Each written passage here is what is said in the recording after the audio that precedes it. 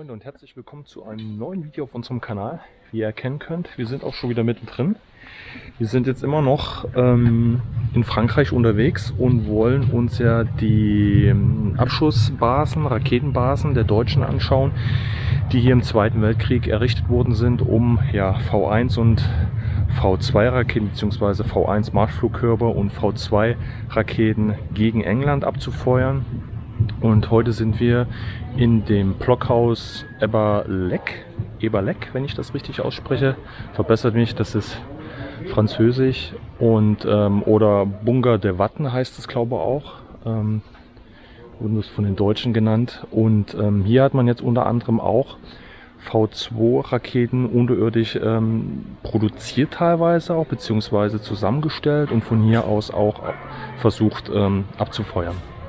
Und ja, das Ganze nehmen wir hier jetzt einmal ein bisschen auf. Das ist auch wieder so ein Museumskomplex. Das ist ein Rundweg, der hier angelegt wurde.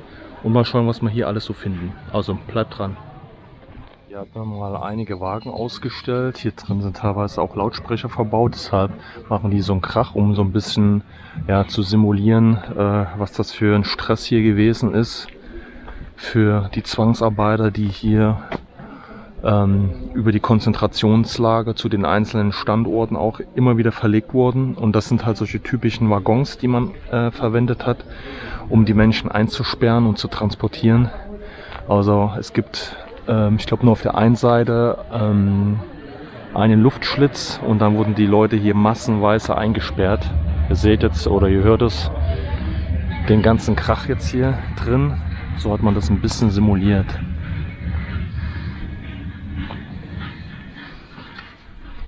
Mal ein bisschen simuliert. Einmal mit der Geräuschkulisse und dann auch hier mit den Fußabdrücken, damit man einfach mal sieht, wie nah die Menschen nebeneinander standen. Hier eingefärscht, genau, für viele Stunden. Das Ganze in diesem Waggon hier. Ja, das ist schon, wenn ihr seht, ne, neben mir müssten jetzt schon wieder die nächsten stehen. Ich kann nicht gar nicht hinsetzen. Ich müsste jetzt über Stunden jetzt hier stehen. Ich kann mich nicht mal festhalten irgendwie und werde jetzt hier nur von einem zum nächsten und fällt einer hin vor Erschöpfung, ja, dann treten die anderen auf ihn drauf und sind ja auch viele dann auch nicht lebend angekommen. Es ist schon interessant gemacht. Also wenn man hier drückt, das Ganze hier ausgelöst.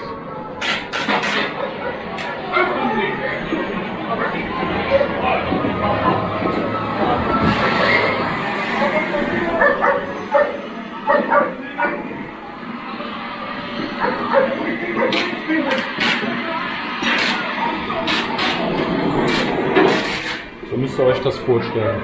Ich weiß nicht, ob ihr das gut hören könnt.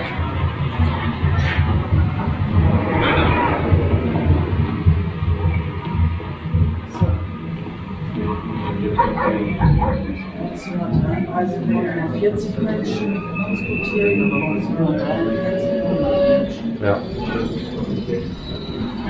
Ja, hier sieht man das mal.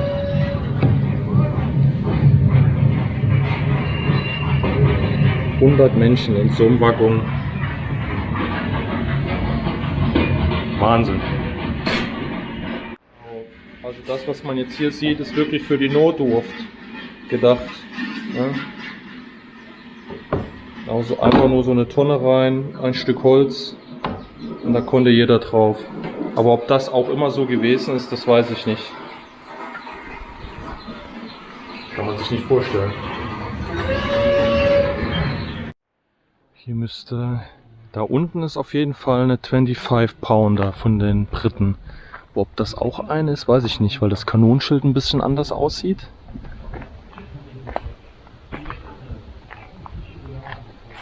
Ah, das könnte auch eine sein. Hier unten hat man diesen Teller, sage ich jetzt mal, wo man die Kanone bewegen konnte. 360 Grad Ausrichtung. Das müsste auch eine sein. Die hat nur irgendwie ein anderes Kanonenschild, aber da gab es wahrscheinlich noch verschiedene Modelle. Continental. Modell 22R. Also das Pendant zu den großen Kettenfahrzeugen der Deutschen, die ja auf Kette gefahren sind. Ja, der ist hier Vollbereifung, um praktisch ja liegen gebliebene Fahrzeuge der Truppe abzuschleppen. Ja, ihr habt da hinten den Kran dran, Ersatzreifen und entsprechendes Equipment, was man so dabei hatte. Und da konnte man dann liegen gebliebene Fahrzeuge, die vielleicht irgendwo von der Straße oder so abgekommen sind, die konnte man halt mit so einem Fahrzeug dann bergen. Also ein typisches Bergefahrzeug der Alliierten hier. Das sieht mir ganz danach aus, als ob das hier ein finnisches Modell ist. Eine finnische Haubitze.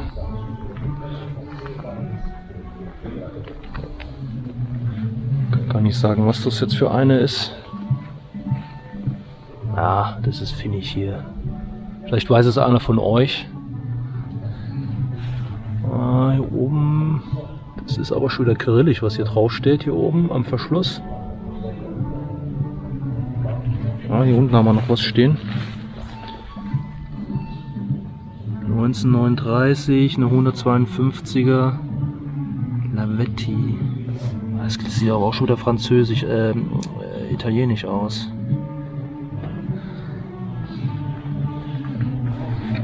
Aber ich würde sagen, grundsätzlich ist das hier ein finnisches Gerät.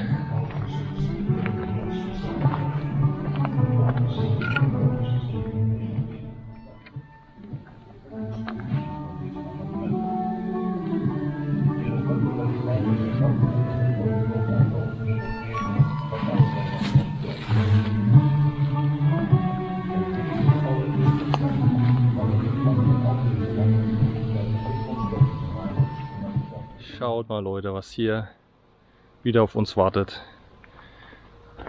Eines der Mini-U-Boote der Deutschen, der Biber wieder, den wir hier schon mal in Norwegen gesehen hatten.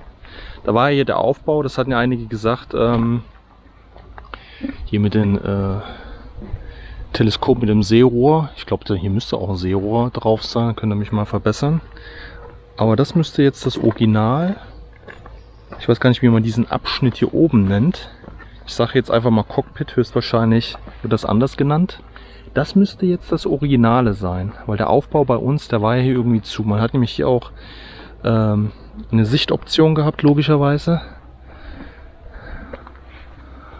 Hier konnte die Ein-Mann-Besatzung rein.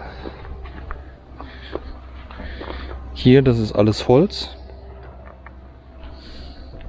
Auch hier am Ruder, das ist Holz.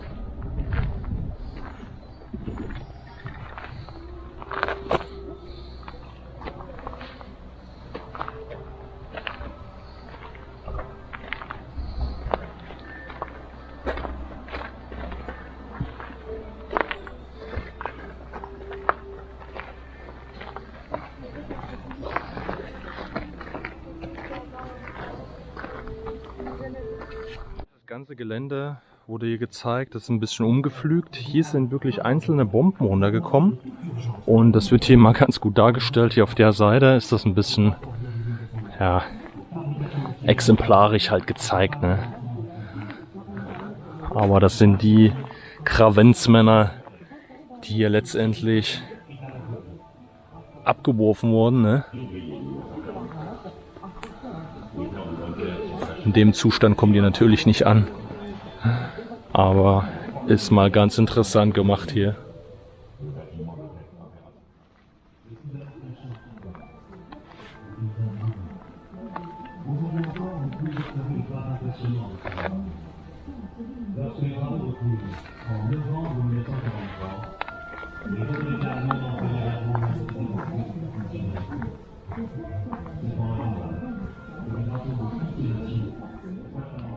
Ja, das sind hier in dem Fall solche Testbomben, die man auf allen Seiten verwendet hat. Die zum Beispiel, die Beton ist jetzt von den Deutschen einfach für die Schulung der Piloten. Deutsche hatten Beton, die Franzosen hatten das Ganze aus Gips und die Engländer beispielsweise hatten das aus Holz. Das ist ja mal sehr interessant arrangiert hier. Hier schauen überall die Fliegerbomben raus. Aber wie gesagt, so wird das in den wenigsten Fällen dann ausgesehen haben. Aber mal interessant zu sehen, ne? Leute, jetzt kommt man hier um die Kurve und jetzt guckt euch das mal an, wie gewaltig das Teil ist. Im Hintergrund ist leider immer ein bisschen der Lautsprecher, aber ich gehe jetzt erstmal ein bisschen weiter nach unten. Guckt euch das mal an. Das ist wirklich Wahnsinn. Da unten steht sogar noch drauf Deutsch und Französisch Eingang. Also der ist schon ziemlich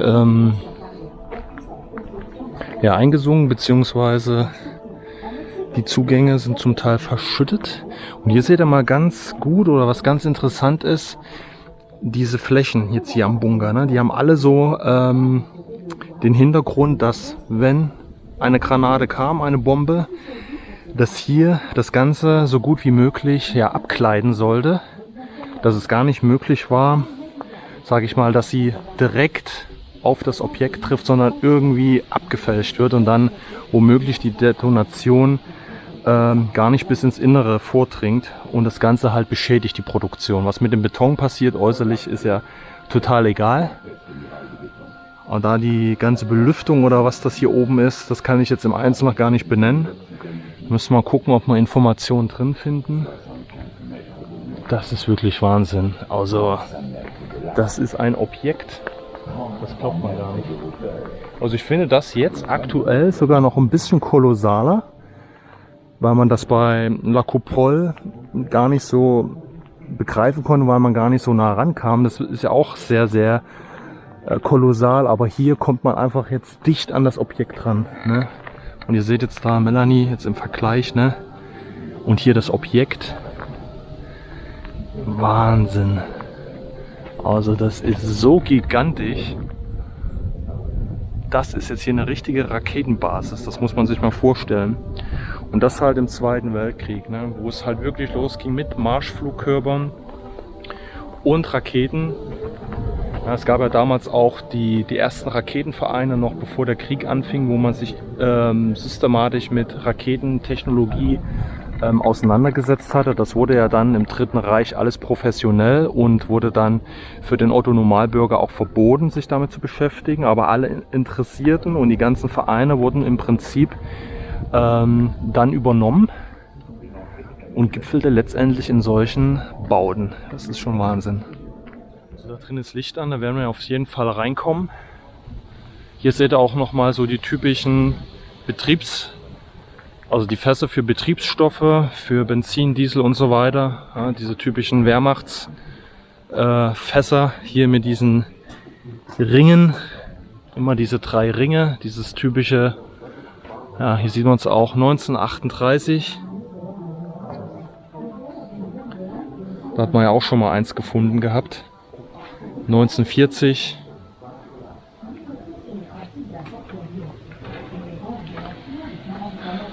Ja, und hier liegt da wirklich vieles rum, ne? So einfach mal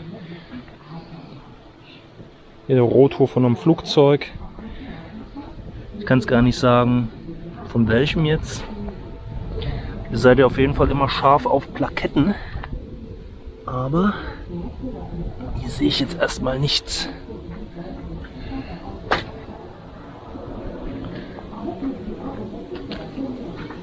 Ich nehme es einfach mal für euch so auf.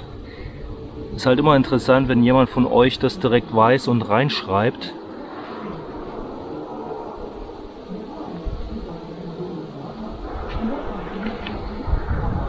Aber das Blockhaus, das ist ja wirklich so gigantisch. Hier gucken noch die Moniereisen raus.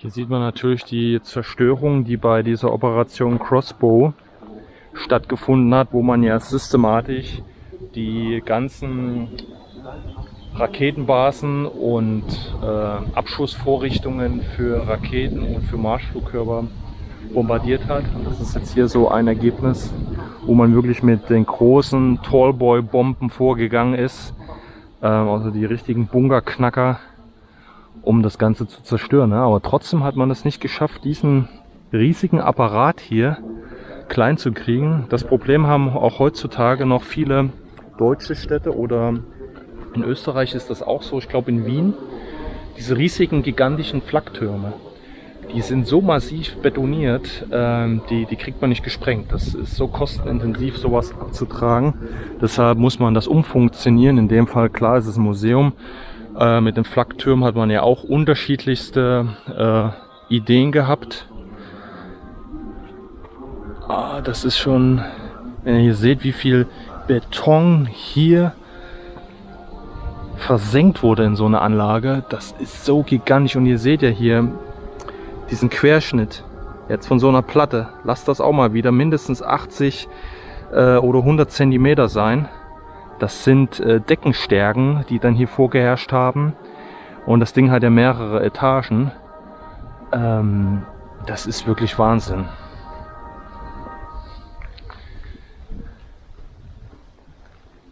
Es ist sehr beeindruckend. Also wie gesagt, das flecht mich halt total, weil dieses Gebäude ist so massiv. Und man kommt jetzt halt hier über diesen Rundweg hier dran und kann das gar nicht glauben, alleine wie hoch das jetzt hier ist. Ich muss schauen, ob ich da Daten habe von den Abmessungen von dem Ganzen.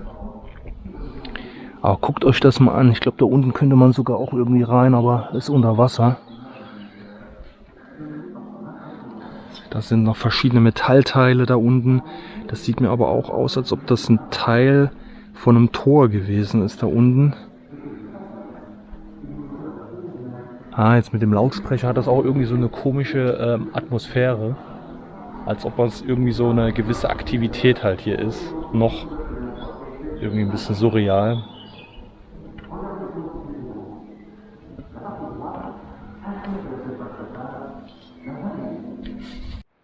Jetzt schaut euch das hier mal weiter an. Da hinten kollabieren schon ein bisschen die Wände auch zum Teil, ne?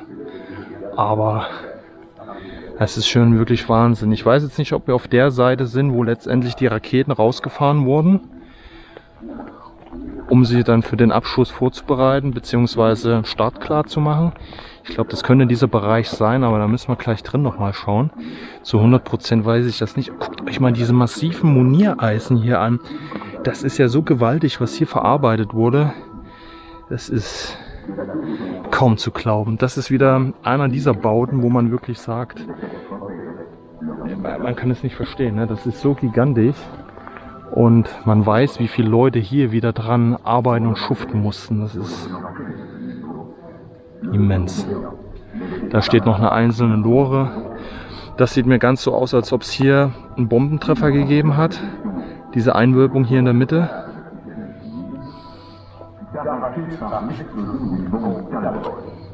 Man kommt ja auch da rein, ne? Oder? Ja.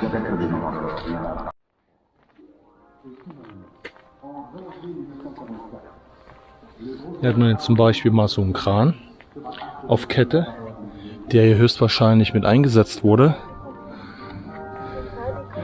So, hier sehen wir jetzt noch von der Seite einmal die Anlage. Ich muss immer ein bisschen gucken, weil der Lautsprecher ohne Ende da aktiv ist. Leider ein bisschen störend, aber damit müssen wir leben.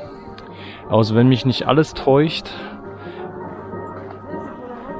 ist hier die Anlieferung in dem Bereich gewesen mit dem Gleis. Ich habe das jetzt nicht ganz genau auf der Skizze erkannt. Und hier drin müsste eigentlich das Magazin gewesen sein.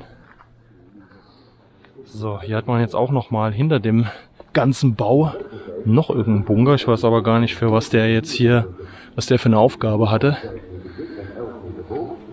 Hier hinten hat man nämlich auch noch irgendwie massive Betonpfeiler gesetzt, direkt dahinter. Der ist auch komplett gesprengt. Könnt ihr sehen, die reihen sich jetzt hier an. Das sieht auf den ersten Blick aus wie eine Panzersperre, aber das hatte damit nichts zu tun.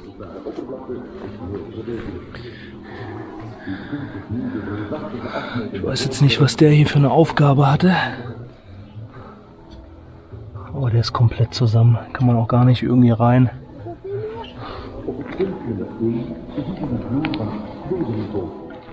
So, hier haben wir nochmal die Möglichkeit, in diese Räumlichkeiten reinzuschauen. Also es gab auf jeden Fall die Vorratslager, da waren war möglich bis zu 108 A4-Raketen hier zu speichern bzw. zu stationieren. Und es gab einen Raum, wo der Flüssigtreibstoff auch gelagert wurde. Ich kann es jetzt nicht ganz zuordnen hier in dem Bereich, weil man trotzdem noch nicht hier an allen rangekommen ist, wo was ist hier. Und deshalb bin ich mir unsicher, ob hier an der Seite, ob das jetzt die Rampe ist, wo die Raketen angenommen wurden. Es kann natürlich sein, dass die hier angenommen wurden, dass hier die Schiene herging und dann ging die hier an der Seite rein. Ich muss dann nochmal eben auf der Karte gucken. Diese D-Mark-Kräne wurden tatsächlich, es gibt Originalfotos, tatsächlich auf diesen Baustellen eingesetzt. Also ist ja auch noch original hier. So, hier hat man nochmal schön jetzt eine Tafel, wo man jetzt so ein bisschen sehen kann, wie das Ganze hier aufgebaut ist. Ein Querschnitt jetzt auch von der Bunkeranlage. Also hier in dem hinteren Teil, was ich die ganze Zeit von sprach, hat man jetzt hier den Vorrat der A4-Raketen. Hier teilweise mit Flüssigtreibstoff. Und hier kommen die Raketen erst so rein. Das ist jetzt hier die Seite da unten, wo die angeliefert werden. So, und dann werden die aufrecht hingestellt und dann durchlaufen die den einzelnen Prozess. So, die eigentliche Abschussanlage ist dann in Front auf dem Bunker und hier ist der Kommandostand, der den ganzen Prozess dann koordiniert. So, hier ist jetzt im Prinzip nochmal erklärt, die einzelnen Treffer, die es gegeben hat. Also hier, wo es aufgebaut wurde, im März 1943 hat man damit begonnen, das Ganze aufzuziehen. Das Gelände wurde abgeholzt, das Baugelände wurde im Prinzip vorbereitet. Dann hat man unter freiem Himmel da noch fleißig gearbeitet und das hochgezogen und 6 aufeinanderliegende Blöcke praktisch erstellt, ne? Also so eine Art Schildkrötensystem. So, unterteilt das Ganze. So, und dann kamen hier auch schon die ersten Bomben. 366 Bomben sind hier auf das Ganze gefallen und lösten auch ein künstliches Erdbeben aus, steht hier. Das ist auch sehr interessant. Und dann ist der Bau wohl dann doch dadurch ins Wanken geraten und hat sich zum Teil verzogen. So, das sieht man dann wohl hier in dieser Grafik. Hier gab es entsprechende Erschütterung und hier haben sich wohl einzelne Blöcke gelöst, so dass das dann im Endeffekt so aussah. Und das Ganze hat man dann wieder gefixt. Wie gesagt, mit dieser Schildkrötentechnik, dass man praktisch noch was davor gebaut hat, um den eigentlichen Bunker mit den Raketen halt zu schützen. Also das ist praktisch dieser Schildkrötenpanzer, sage ich jetzt mal. So, und hier hat man das Ganze dann gefixt, indem man das zum Teil angehoben hat und stabilisiert. Das konnte man hydraulisch anheben, das ist schon Wahnsinn, ey, das glaubt man gar nicht. Und so konnte man das halt Stück für Stück nach oben schieben. Ja, sowas am Anfang. Und dann hat man das Stück für Stück nach oben geschoben. Hier kommen wir jetzt in die gigantische Anlage. Das ist das Zugangsportal. Hier kann man das schon erkennen. Hier war eine riesige, ach du Scheiße, guckt euch das mal an, ey. Verzeiht mir den Ausdruck, aber das ist ja so überwältigend. Boah. Und hier ist jetzt mal exemplarisch eine Rakete reingesetzt. Ein Dummy. Boah. Hey, das sind Dimensionen. Es ist gigantisch.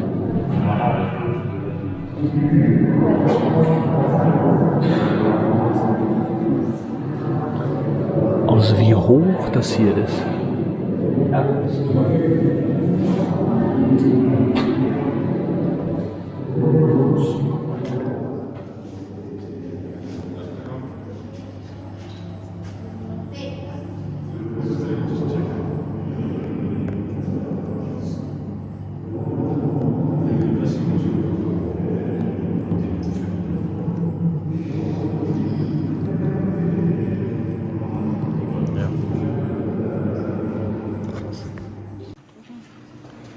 So, hier oben könnt ihr das erkennen. Ich glaube, das ist ein Citroën höchstwahrscheinlich.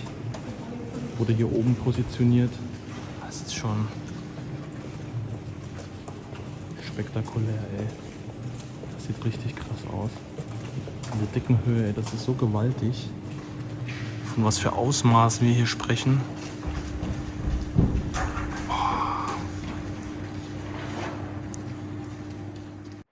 Ja, genau. Also es ist letztendlich das hier schon das Depot. Also hier wurden wirklich die Raketen nach der Anlieferung, wo wir gerade davor standen, unten hier rein und aufrecht hingestellt.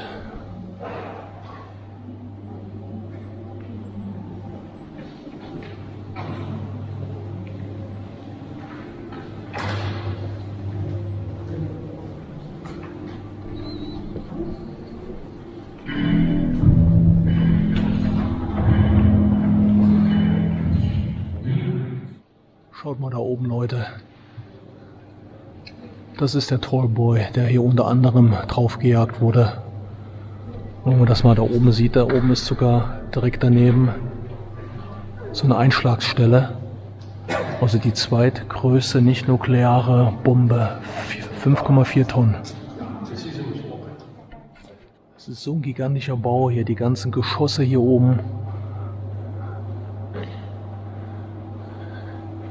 Hier überall in den ganzen Nischen hätten Raketen gestanden.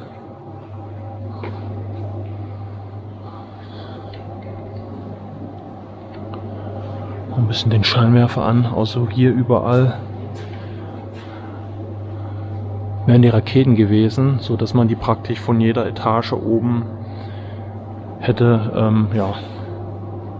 bearbeiten können.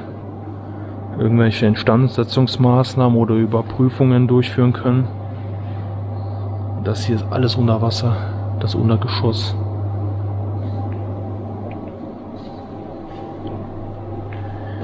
Wahnsinn. Das ist wirklich eine gigantische Atmosphäre hier. Ah, hier, das ist auch mal ganz praktisch, dass ihr das mal sehen könnt. England, Frankreich und da diese ganzen kleinen Punkte, die ihr jetzt auf der Kamera seht, das sind alles Abschussvorrichtungen für V1 und da oben einmal V2, wo wir jetzt sind, Epalec, Vizernes, das sind die V2 Abschussvorrichtungen und hier halt überall, da wurden ja von dem V1 wurden ja über 33.000 Marschflugkörper letztendlich produziert, ne? Also deutlich mehr wie jetzt für die V2. Die sind ja auch einfacher herzustellen gewesen, kostengünstiger. Das hat ja mit der V2, sage ich mal, erst im großen Stil halt angefangen. Ne? Und es gab sogar V3. Ich weiß gerade nicht, wo diese Abschussvorrichtung dafür gewesen ist. Ich kann es jetzt gerade nicht erkennen. Das müsste eigentlich ja da oben bei Mimoques, wenn ich das richtig ausspreche, da oben direkt gegenüber Ärmelkanal. So wie es hier aussieht, auf dem Monitor zu erkennen, würden wir nämlich hier eigentlich in den Kommandoraum kommen. Nämlich hier durch das Portal hier, durch diese Tür.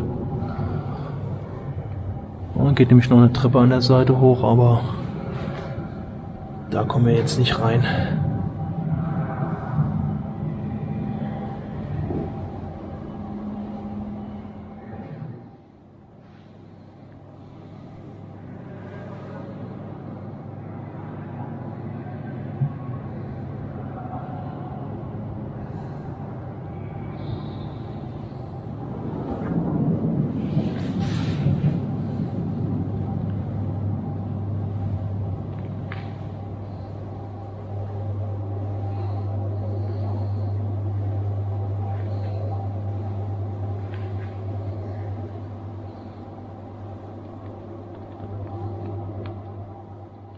So, hier haben wir jetzt die Rückseite von dem Bunker. Und hier wäre normalerweise der Ausschnitt gewesen, weil das hat man ja im Schildkrötensystem praktisch aufgebaut. Hier wäre der Ausschnitt gewesen, wo diese Rakete rausgefahren wäre, so wie sie jetzt hier exemplarisch einmal aufgebaut ist mit dem Modell. Und da unten könnt ihr noch die Schiene erkennen hier unten. Hier wäre das im Prinzip rausgefahren. Da gab es dann mehrere Einschübe und hier oben in diesem Bereich muss der Kommandobereich gewesen sein. Hier wurde dann aufgetankt und so weiter. Und hier gab es ja diverse Treffer dann jetzt mit der Tallboy-Bombe. Ja, und ganz oben hat man auch diese Disney-Bombe gefunden auf dem Dach. Haben wir jetzt keine Möglichkeit da reinzugehen. Dann werde ich euch jetzt hier nochmal einen Ausschnitt zeigen. Kommentarlos, weil da drin halt immer wieder diese Lautsprecher aktiviert werden. Das ist halt ein bisschen nervig für Leute wie uns, die einfach nur filmen wollen. Aber ich verstehe das, weil sich die Menschen dann die Erklärung dazu anhören wollen und die sind ja auf jeden Fall interessant. Aber oben wäre im Prinzip, ist diese Disney-Bombe eingeschlagen, die aber nicht durchbrechen konnte. Die hat man dann zum größten Teil unversehrt dann da raus operieren können, sage ich jetzt mal so. So, und hier seht ihr nochmal das Modell jetzt von der A4-Rakete. Es ist auch schon gewaltig.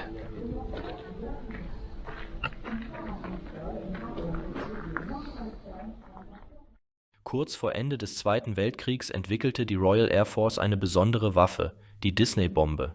Ihr Ziel: extrem verstärkte Bunker und versteckte Anlagen der Wehrmacht. Die Bombe war so gebaut, dass sie von Flugzeugen abgeworfen und durch ein Raketentriebwerk noch weiter beschleunigt wurde, um sich tief in Beton und Stahl zu bohren. Eine ihrer Einsätze war gegen das Blockhaus Epperleck, eine massive Anlage der Deutschen. Die Disney-Bombe markierte eine neue Art von Bombentechnik, die selbst die stärksten Befestigungen durchdringen konnte.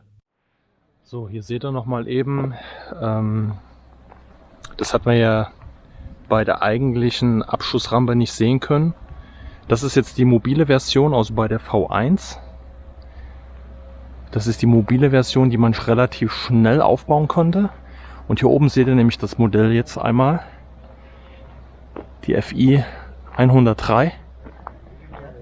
Kurz bevor sie jetzt hier die Rampe verlässt. Und das sind, sage ich mal, diese mobilen Abschussrampen, von denen ich euch erzählt habe. Was wir euch nicht zeigen konnten, das war ja eine feste. Ihr seht auch nochmal die Größe von dem Ganzen.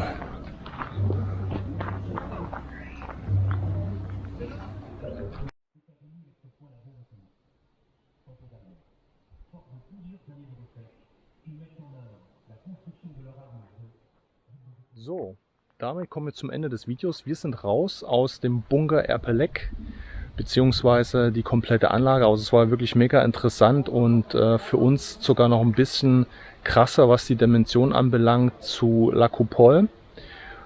Liegt vielleicht wahrscheinlich einfach daran, dass man hier viel näher an das Ganze ran kann und ja, einfach die Dimension dann halt sieht. Also wirklich richtig spannend und auf jeden Fall für euch eine Empfehlung. Alle, die sich ein bisschen für Zweiten Weltkrieg, Raketentechnologie und so weiter interessieren, für die ist es hier eine klare Empfehlung. Aktuell kostet es 11 € der Eintritt pro Person.